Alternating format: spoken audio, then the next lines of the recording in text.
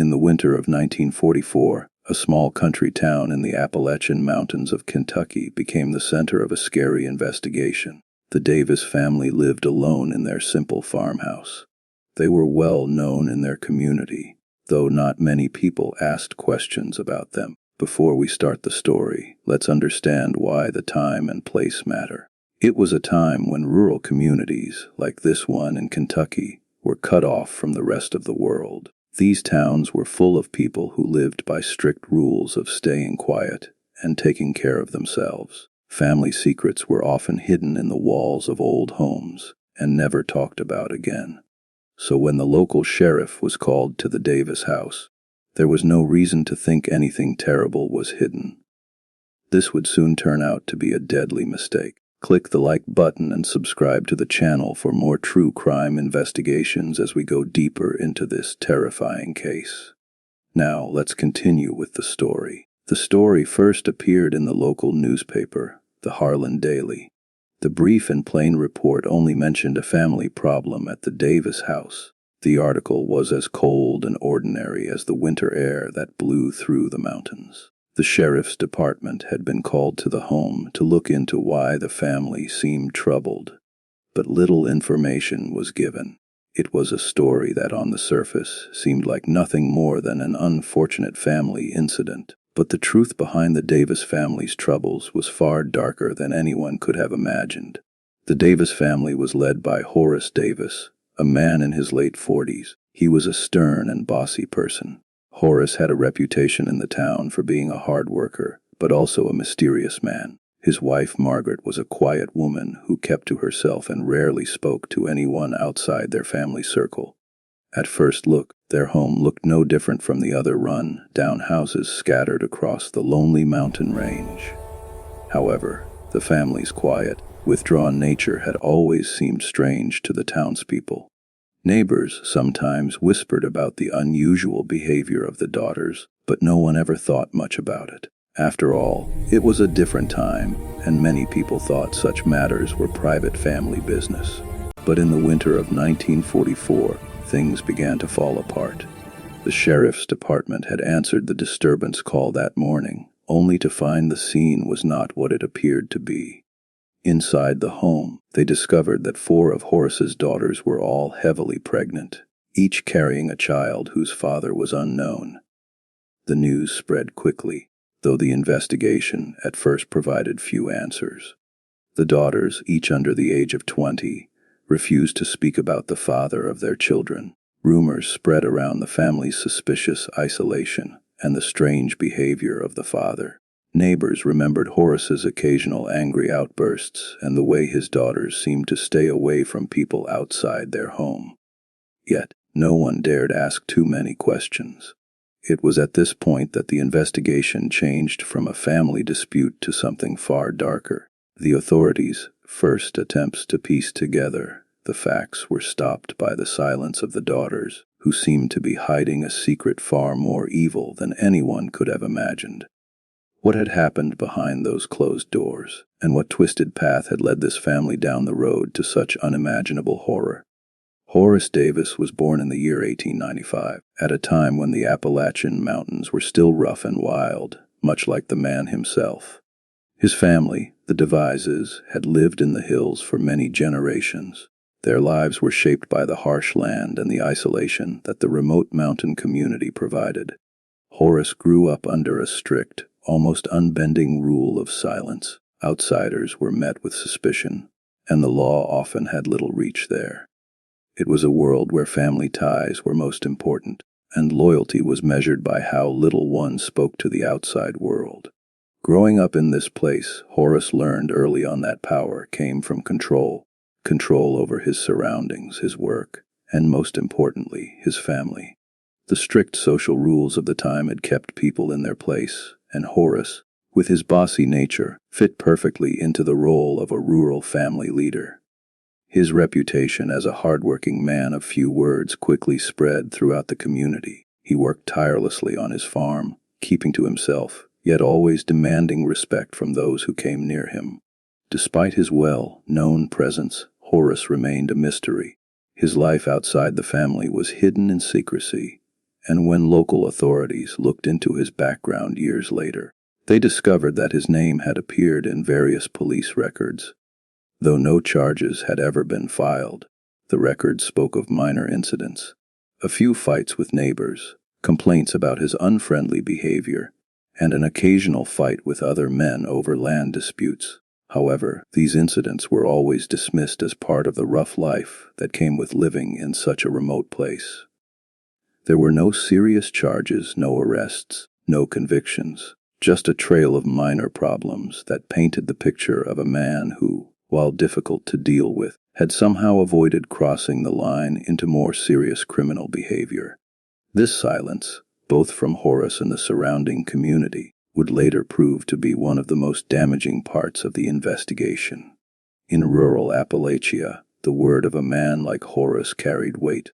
The idea of challenging him or even speaking openly about his personal life was forbidden, and so the suspicions that lingered around the Davis family went unchecked, dismissed by a community that would rather avoid confrontation than uncover the truth. Horace's relationship with his wife Margaret was one of quiet obedience. Margaret was a quiet, frail woman who often seemed to disappear into the background. Her voice was rarely heard, even within her own home. She never left the house unless it was absolutely necessary, and when she did, it was with her husband at her side. The couple had 4 daughters, each born quickly one after another. The girls grew up under Horace's strict watch, cut off from the world outside, with only their father's cold, unbending presence to shape their understanding of life. Margaret never questioned Horace's authority. It was clear that she had accepted the life she had been given, keeping to herself and avoiding the attention of outsiders. But as the years passed, the isolation that had once been a shield for the family began to take a darker turn. It was not just the mountains that kept them secluded. It was Horace's increasing control over every part of their lives. A control that was not just physical, but emotional as well. As the community watched the Davis family from a distance, few could have predicted what would eventually happen behind closed doors. In the files, the whispers of Horace's past remained just that, whispers. There was no clear evidence to connect him to anything more evil than petty arguments. But as the investigation into the lives of his daughters continued, those whispers would soon grow louder. The truth buried beneath years of silence and fear was about to be uncovered. The deeper the investigators dug, the more Horace's shadow seemed to stretch over every corner of the case. There was no evidence, nothing that could be pointed to directly. Yet everything about Horace screamed of a man whose secrets were far darker than any of his neighbors could have imagined. The past was beginning to come into focus, and with it came the horrifying realization that this family's silence had hidden something far worse than anyone had suspected. In the summer of 1943, a hidden journal entry was discovered buried within the dusty corners of an old wooden chest that had belonged to the Davis family. The chest, kept locked for decades, had been passed down through generations. Its contents were largely forgotten by the time investigators found it in the late 1940s. Ellen, the second youngest daughter of Horace and Margaret, had written the entry just a year before the scandal would break in the small town. The journal was a simple leather-bound notebook. The pages were yellowed with age and smudged with faint ink stains. At first glance, it seemed like the ramblings of a young girl, but the words within it spoke of something far darker. Ellen's entry was written in a strange, coded language, a confusing combination of symbols and words that appeared nonsensical. Yet, to those who knew how to read between the lines, the meaning was unmistakable. The text described a series of events hinted at in vague and broken phrases. Things that should not have been happening behind the walls of a family home. Ellen's entry spoke of hiding in the dark, of quiet whispers that haunted the nights. She wrote about the touch of someone she loved, a cold hand that she feared, and the promises made that would never be kept. Yet no name was clearly given. The words were deliberately unclear, but it was obvious that Ellen, at the tender age of 16, had witnessed something that no child should have. The unsettling tone of her writing raised more questions than answers, leaving investigators with an unbearable sense of unease. The entry was vague, and the coded language was enough to frustrate the investigators. But it also opened a door. Something had happened to the Davis daughters, and it was becoming more clear that the family's carefully maintained silence had been hiding something far more evil than anyone could have imagined. This was no simple family dispute. It was a systematic effort to hide the truth, one that had been built over years of fear and manipulation. The investigators, now armed with this mysterious entry, turned their focus on the daughters. They had already spoken to the eldest daughter, Marie, whose testimony had been broken and contradictory. At first, Marie had insisted that everything was fine in their home, that there were no secrets, and that her father was simply misunderstood. But under further questioning, she began to break down. Her statements were inconsistent, and her behavior was increasingly anxious. She mentioned seeing things she couldn't explain. Vague mentions of hidden rooms and strange nights, but nothing concrete enough to confirm any suspicions. The other daughters were no different. They each had their own version of events, but none of their testimonies matched. Some spoke of painful memories but refused to go into detail. Others hinted at violence. Their words were heavy with fear but light on specifics. The inconsistencies in their accounts only deepened the mystery. The gaps in their stories created an atmosphere of suspicion that seemed to close in around them. What was clear, however, was that the Davis daughters were deeply trapped in a world of isolation. They spoke of nothing but their home, their father, and their mother, as if their lives had been confined entirely to the four walls of that farmhouse. The local town, only a few miles away, seemed like a distant memory to them. Neighbors hadn't seen the girls for years. The once lively young women had faded into the background of their own lives, as though deliberately hidden from view. They were ghosts in their own community, isolated not just by geography, but by a life lived in secrecy and silence. The family's closed-off nature, their inability or unwillingness to interact with the world outside their home, became a key element of the investigation. It was clear that this isolation had kept them from anyone's notice, protecting the dark truths that lurked within the walls of the Davis farmhouse. It was a theme that would become central to the investigation as more details emerged, slowly revealing a web of control and manipulation that extended far beyond mere physical boundaries. But Ellen's journal entry, though mysterious, was the first piece of concrete evidence that suggested a much darker truth. Whatever had happened in the Davis home, it had been hidden from the world for far too long, and the more the investigators uncovered, the more it became apparent that no one, not even the daughters themselves, had fully understood the horrors they had endured. Marie Davis, the eldest of the four daughters, had always been the most talkative of the family. Unlike her sisters, who remained quiet and reserved, Marie had long struggled to speak her truth. Over the years, she had made several attempts to share her experiences, but those attempts were often dismissed as the ramblings of a troubled mind. Now, as investigators began to piece together the family's tragic story, Marie became the key figure in unraveling the truth. Marie was 30 when the investigation into the Davis family began, and her appearance had changed dramatically since the last time anyone had seen her. Her once youthful face was now marked by the stress of years spent buried in a family secret too horrific to confront.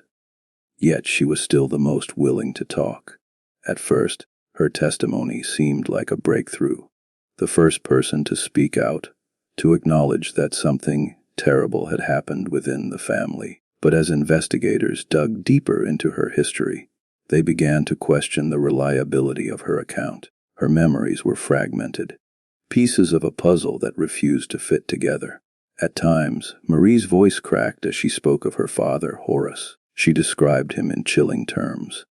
A man who ruled the house with fear, a figure who was both a protector and a tormentor. Her words were laced with pain, but the details remained vague, hard to grasp, almost like she was trying to remember something, but couldn't quite grasp it. The investigators soon discovered something troubling in the records they pulled from local files. Marie had been admitted to a mental health institution several years prior. The reason for her stay was never made clear, but the records indicated a sudden breakdown triggered by what appeared to be an emotional crisis. Her doctors had noted severe anxiety, delusional thoughts, and a complete withdrawal from reality. Marie's time in the institution had been marked by long stretches of silence and confusion, and the doctors could never pinpoint the exact cause of her breakdown. It was suggested that Marie had been under immense emotional strain for years, but what exactly had caused it remained a mystery. The mention of her mental health history cast doubt on the credibility of her testimony. Was Marie's version of events the result of deep trauma, her mind trying to protect her from something too horrific to comprehend? Or was she telling the truth, and the pain she endured was so profound that it had shattered her ability to communicate it fully? Investigators who had initially thought they might have their first reliable witness were now left grappling with this new uncertainty. But despite the questions surrounding Marie's mental stability, her words hinted at something far darker. She spoke of her father's growing rage and of a sense of dread that hung over the house, a feeling that no one could escape. She described a growing sense of isolation, a retreat into their home that seemed to intensify with each passing year. The family had once been part of the tight-knit rural community, but Horace's increasing paranoia had driven them further into seclusion. The more Mary spoke, the more the investigators realized that this was no simple domestic issue. It was something far more sinister. Her recollections of the past were interrupted by moments of unsettling clarity. At times, she would pause mid-sentence, her eyes distant, as though trying to recall a memory that refused to come into focus. Her accounts of certain events were too fragmented, and as she moved in and out of the narrative, the investigators were left wondering whether she was protecting herself from the truth, or whether the horror she had lived through was simply too overwhelming to fully remember. One of the most chilling moments came when Marie described a specific event that had happened when she was just a child. She recalled hearing her younger sisters crying out from behind a closed door in the middle of the night. When she went to check on them, she found the door locked and her father's voice coming from within. He was speaking in a low, controlled tone, but the sound of it sent a wave of terror through Marie. She never told anyone about it. The next day, everything seemed normal again, but that memory haunted her, and the fear it caused never left. The investigators, while sympathetic to her trauma, realized that Marie's testimony was the first undeniable sign that something far darker was at play in the Davis household. The family's dysfunction wasn't just the result of poverty, isolation, or poor decisions. It was a deep, lasting evil that had poisoned the very core of their existence. Marie's testimony was the opening of a door, but it was a door that led into a maze of confusion, terror, and shattered memories. As the investigators pressed her for more information, they could see the toll it took on her. Each question seemed to pull at the delicate threads of her sanity, as if dredging up old wounds that she wasn't ready to face. Yet, despite the gaps in her story, the sense of dread in her voice, the unease that came from her every word could not be ignored. Something horrific had happened in that house, and now the world was about to find out what it was. The investigation into the Davis family began to take an increasingly disturbing turn, as the focus shifted from the vague testimonies of the daughters to hard evidence that could no longer be ignored. The breakthrough came when investigators, in their careful search for any piece of concrete evidence, turned their attention to the birth records. What they uncovered was far more chilling than anyone had anticipated. Each of Horace Davis's 4 daughters, Marie, Ellen, and the 2 younger girls, was pregnant at the time of the inquiry. The shock came not from the fact of the pregnancies themselves, but from the sheer mystery of their origins. The birth records listed no fathers for the children. The names of the supposed fathers were either left blank or marked with the term unknown. It was an unnerving discovery, one that immediately suggested a horrific hidden truth behind the closed doors of the Davis household. The investigators were left with more questions than answers. How could all 4 daughters be pregnant by unknown fathers? And why had no one in the community, not even the local authorities, ever raised any suspicion? As the investigators delved deeper into the family's history, they turned to records from the local church, the only institution that had any contact with the Davis family, aside from the occasional visit to the doctor. The church's parish records, long since filed away, revealed a history of neglect that had gone unnoticed for years. Margaret, the mother, had only attended church on rare occasions, and when she did, she never brought her daughters with her. There were no signs of any family involvement in community activities, and the girls were rarely seen outside of their home. The church's records mentioned no baptisms or other rites of passage for the Davis children, marking them as outsiders even in their own community. The local social services department, too, had made several attempts to check on the welfare of the Davis family, though these visits were often short and inconclusive. The daughters were described as shy and withdrawn, but there were no official complaints about their condition. The lack of intervention was a reflection of the time. During this period, rural families were often left to their own devices, and there was little awareness of the need to protect children from abuse in isolated areas. But as the investigators continued their search, they discovered that there had been complaints against Horace Davis long before the inquiry began. Documents from the sheriff's office revealed a decades-long series of reports filed by concerned neighbors, but each one had been quietly dismissed. There were accounts of Horace's erratic behavior, his frequent violent outbursts, and his increasingly controlling rule over his daughters. Yet, despite the numerous reports, no formal action had been taken. The sheriff's office records, although incomplete, pointed to a troubling pattern of negligence from local authorities, who either failed to investigate or were perhaps too intimidated to confront Horace. The lack of intervention, combined with the ever-growing evidence of abuse, painted a devastating picture.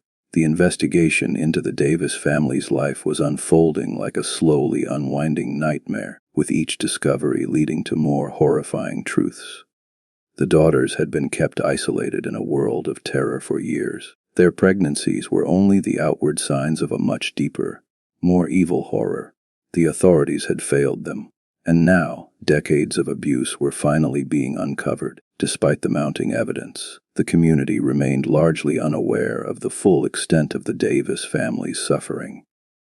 Horace Davis had held his grip on the family, and the town's silence, whether out of fear or indifference, had allowed the darkness to thrive unchecked. The investigation was beginning to piece together the fragments of a decades-long tragedy, one that had been hidden in plain sight, masked by the family's isolation and the community's willingness to look away. But now the truth was starting to come to light. The investigation into the births, the records, and the complaints was only the beginning. Each new piece of evidence was a reminder that the horrors of the Davis family had been lurking in the shadows for far longer than anyone had realized. As the investigation into the Davis family continued, the pieces of the puzzle began to come together in unsettling ways. The police reports, which had long been buried in local files, slowly revealed a trail of disturbing incidents that should have raised alarm years earlier. However, the deeper the investigators dug, the clearer it became that local law enforcement, whether involved or simply ineffective, had failed to act on numerous occasions. Horace Davis's criminal history, though never fully explored, began to surface through a collection of police reports that had been filed over the years.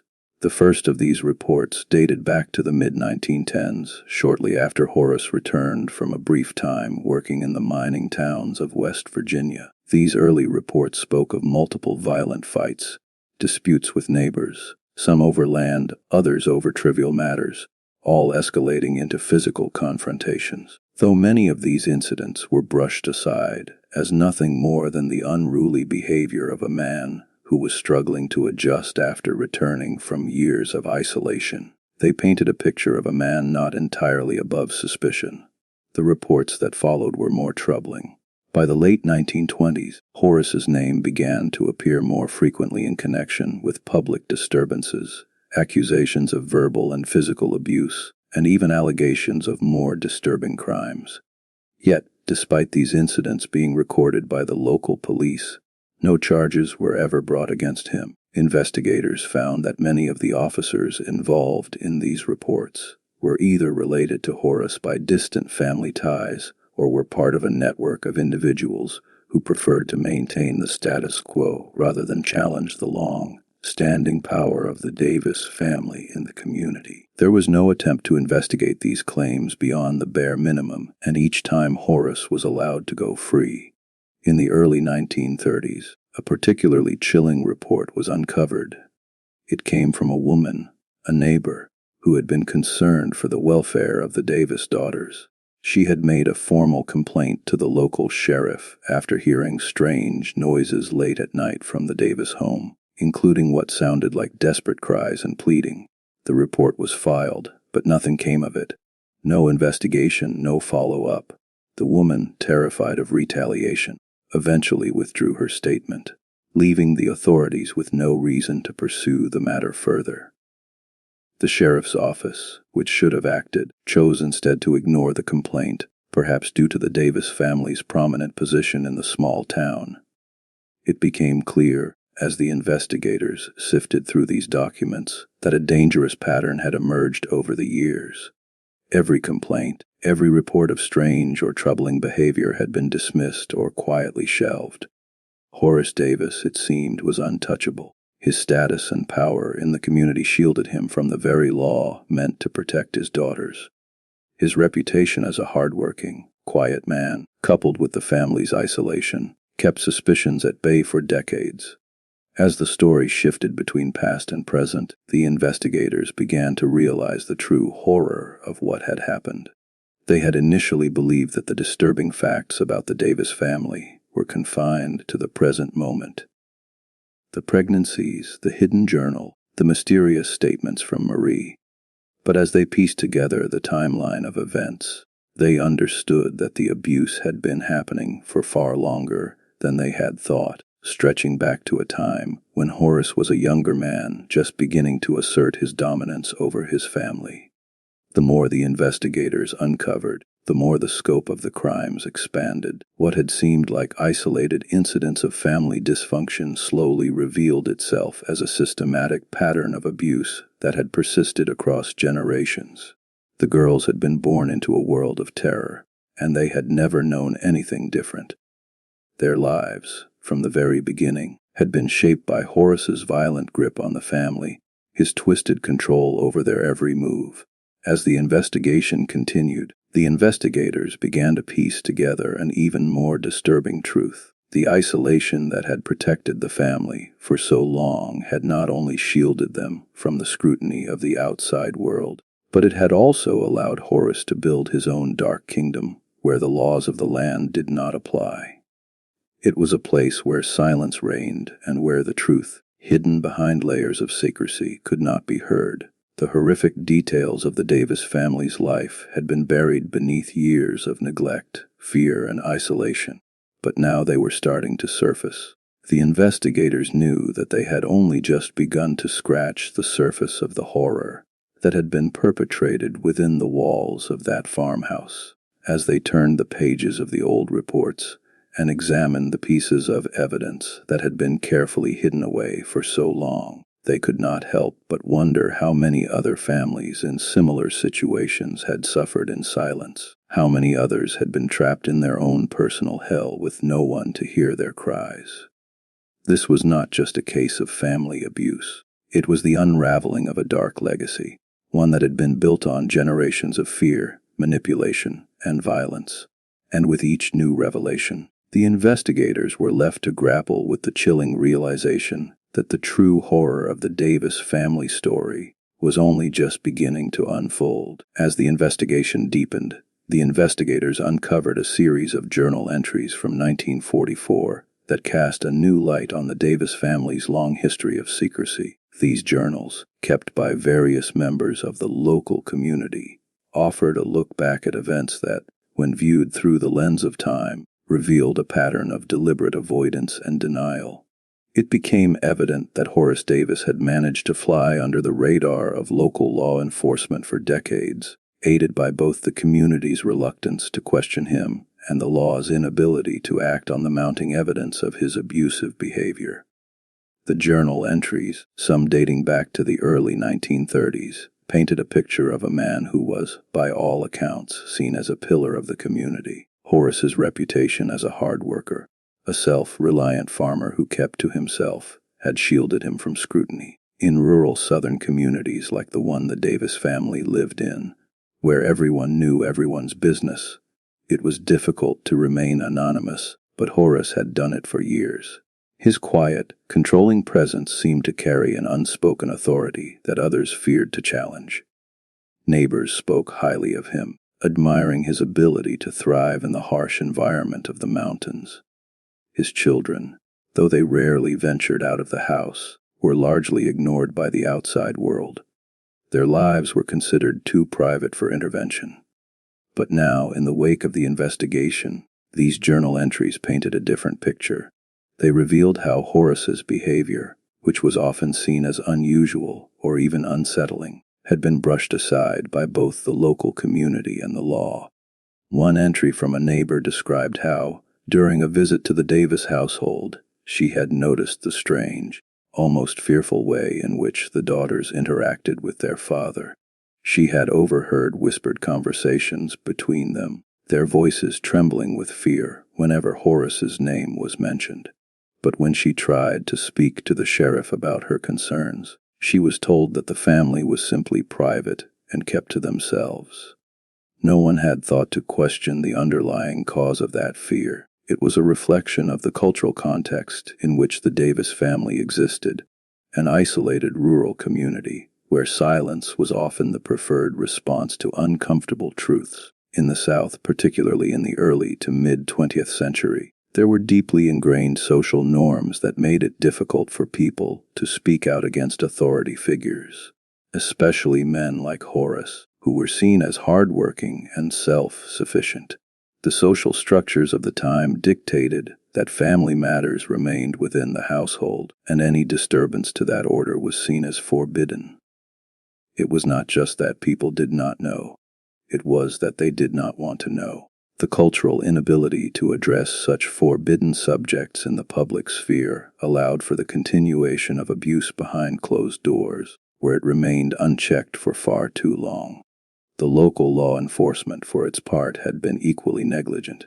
In those years, rural communities were often underfunded and underdeveloped in terms of law enforcement.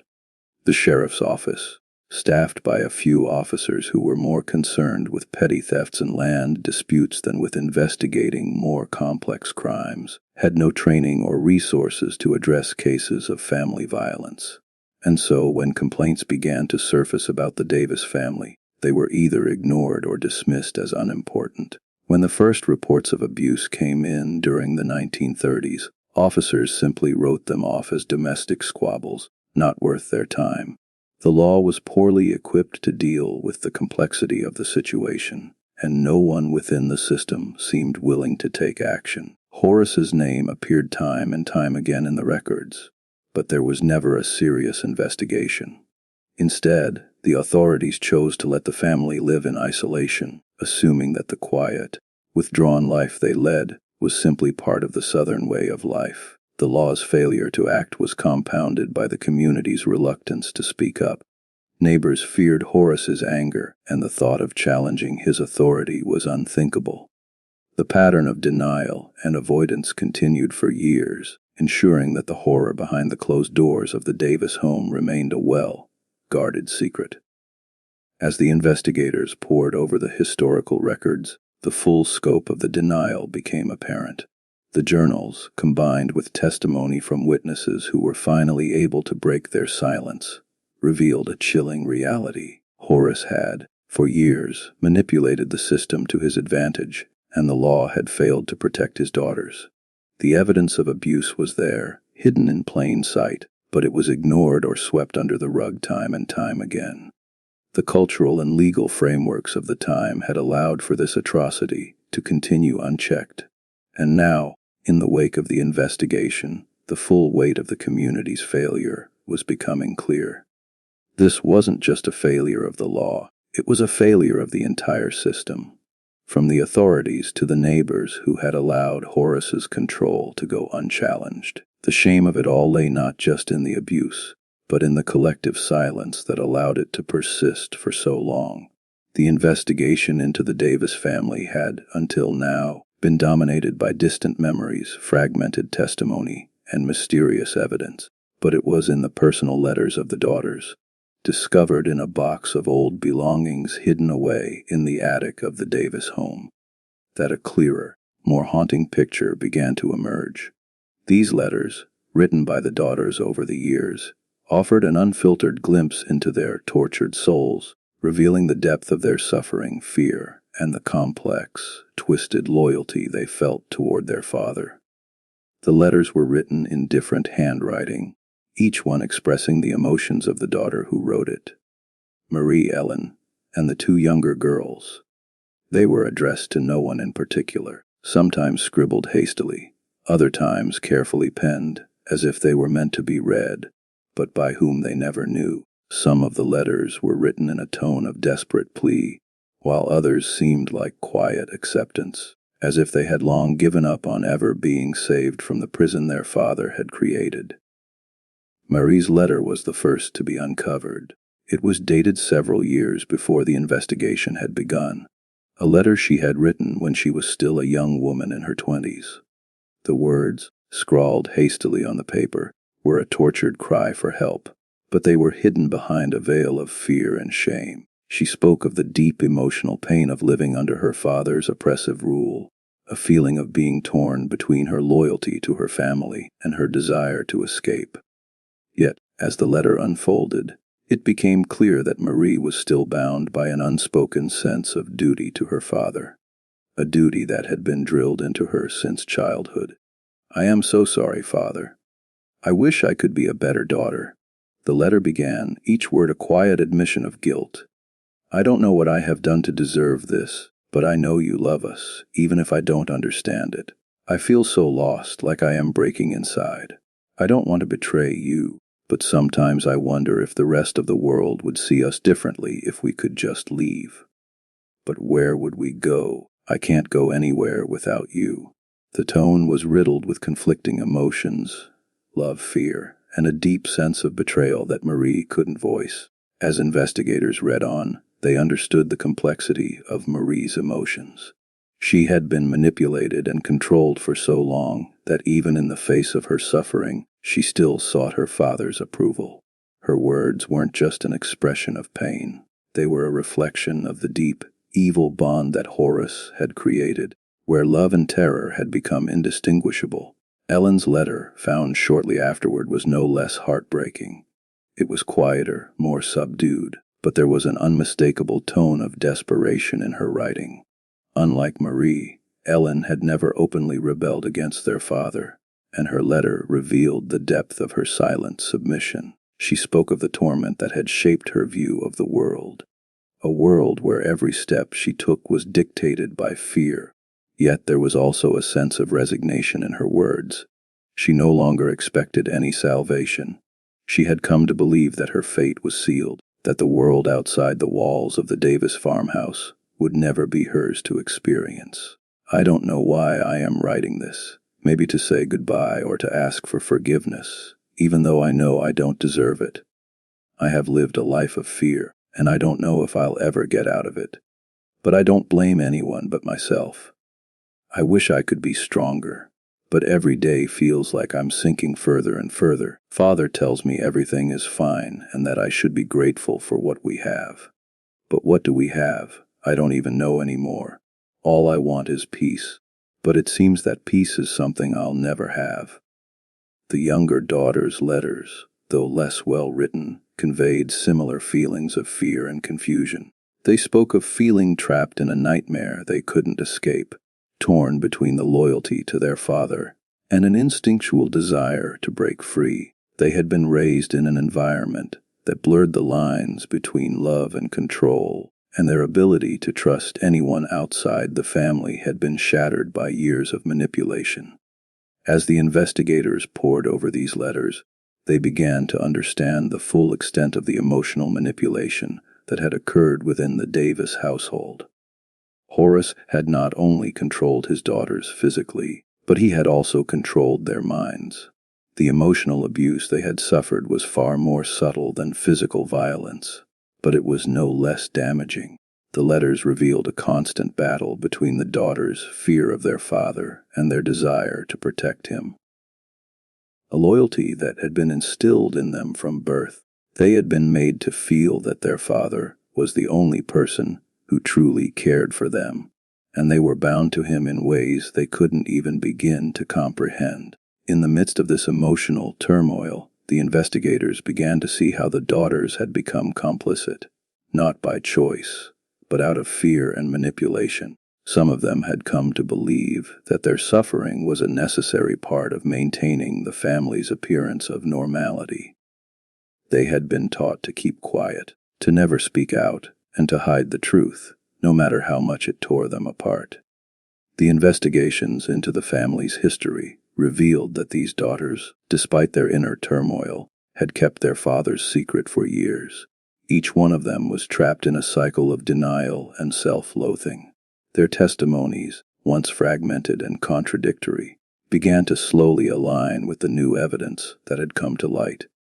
As the investigators continued to piece together the truth, they realized that these girls, now women, were victims in a far more complex way than they had originally understood. They had been born into a world where their father's control was absolute, and the voices of these daughters, once silenced by fear, were now telling the world the truth they had long buried. The investigation, which had been slowly unraveling the dark secrets of the Davis family, reached its tragic culmination with the discovery of one final piece of evidence. A letter written by Margaret Davis, the mother of the 4 daughters, found long after her death. Margaret, who had been largely silent throughout the investigation, had left behind this letter in the 1950s, just before her death, sealed away in a small envelope and hidden beneath the floorboards of the family home. The letter was discovered by the investigators during one of their final searches of the property. It had been a long-forgotten relic, lost to the passage of time, but its discovery would prove to be the most crucial revelation in the entire case. The letter was addressed to no one in particular, though it was clear that Margaret had written it in a desperate attempt to unburden herself. Her words, though shaky and faint with age, provided the final piece of the puzzle that tied together all the fragments of evidence. "I have stayed silent for too long," the letter began, and immediately it was clear that this was no ordinary letter. It was a confession, one that Margaret had kept hidden for decades, perhaps out of fear, perhaps out of guilt. The words spilled from the page, telling a story of a woman trapped in a life she could not escape. "Horace has done terrible things to our daughters," Margaret wrote, her words trembling with a kind of sorrowful acceptance. "I have known it for years, and I have been too afraid to say anything. I am afraid that he will hurt me, or worse. But I cannot live with this guilt anymore. He has not only hurt them, he has destroyed them. He has made them into prisoners in their own home, and I have been too weak to stop him. I should have left him long ago, but I stayed. I stayed because I thought it was the only way to protect them. I was wrong. I failed them." As investigators read through Margaret's letter, the weight of her words hit them with suffocating force. It was clear now that Horace had not simply abused his daughters. He had enslaved them, controlling every aspect of their lives in ways that went far beyond physical abuse. Margaret's letter revealed that Horace had trapped his daughters in a cycle of emotional and psychological manipulation, so intense that they had come to believe they had no other choice but to endure his torment. Margaret spoke of the isolation, the secrecy, and the fear that had dominated their lives. She described how Horace had systematically broken their spirits, making them believe that they could never leave, that the world outside their home was dangerous and hostile. He had convinced them that they were incapable of surviving on their own, and that their only worth came from their obedience to him. The horror of this realization was not just in the abuse. It was in the complete psychological imprisonment he had imposed on them. Margaret's words were accompanied by her own feelings of guilt and regret. She admitted to having known about the abuse, but she had stayed silent, believing that doing so would protect her daughters from Horace's wrath. She wrote of the moments when she tried to intervene, only to be silenced by her husband's violent outbursts. "I tried to protect them when I could," she confessed, "but he always found a way to make me believe that I was the one who was wrong. And in the end, I was the one who let them down." The final discovery of Margaret's letter marked a devastating turning point in the investigation. It was no longer just about the abuse of 4 daughters. It was about a family bound by fear, isolation, and manipulation.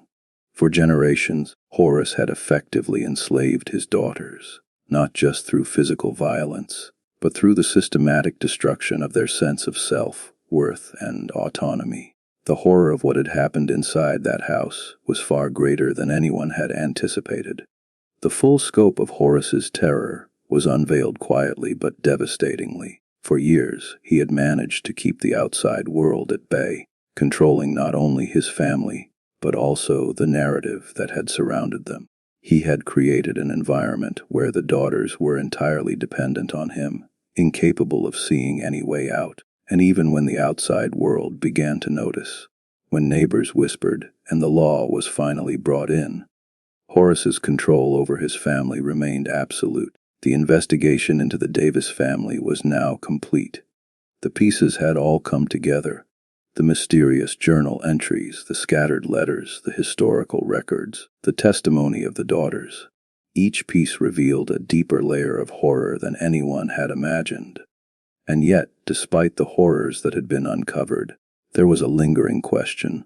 How had such a nightmare been allowed to persist for so long? The investigators now knew the full extent of the abuse, but they were also left with the haunting realization that in many ways the system had failed the Davis family. The silence of the community, the reluctance of the authorities to intervene, and the deep cultural and legal isolation that had protected Horace for decades. All of these factors had played a role in allowing the abuse to continue unchecked. As the investigation concluded, there was no sense of closure, no finality. The damage done to the Davis family could never be undone. The legacy of Horace's reign of terror would live on in the lives of the daughters, in the community's failure to act, and in the devastating truth that had been uncovered too late. The investigation into the Davis family came to a close with a sense of quiet resolution, though the damage done could never truly be undone. Horace Davis, though long deceased by the time the full scope of his atrocities was revealed, had left behind a legacy of horror and suffering that had scarred his daughters for life. The case, which had begun as a quiet inquiry into a family disturbance, had uncovered not just the details of physical abuse, but a far darker reality, one of psychological manipulation, isolation, and systematic control. In the aftermath of the investigation, the world began to reckon with the full weight of the tragedy. While justice was finally delivered, it came too late to restore what had been lost.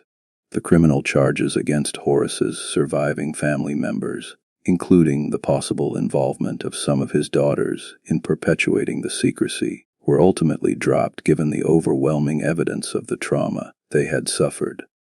But the investigation did not end without consequence.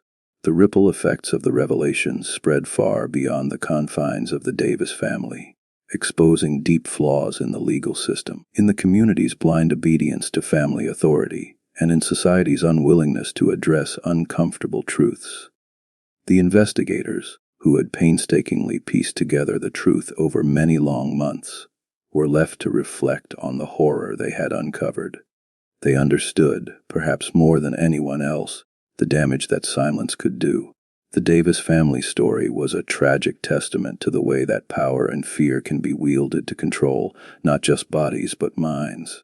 It was a story of generational trauma, where the wounds of one generation had been passed down to the next, hidden beneath layers of denial, fear, and misplaced loyalty. As the final reports were filed, the investigation team sat together in silence, each person processing the enormity of what they had just uncovered. There was no sense of triumph, no sense of victory. Instead, there was only the quiet realization that despite their efforts, the lives,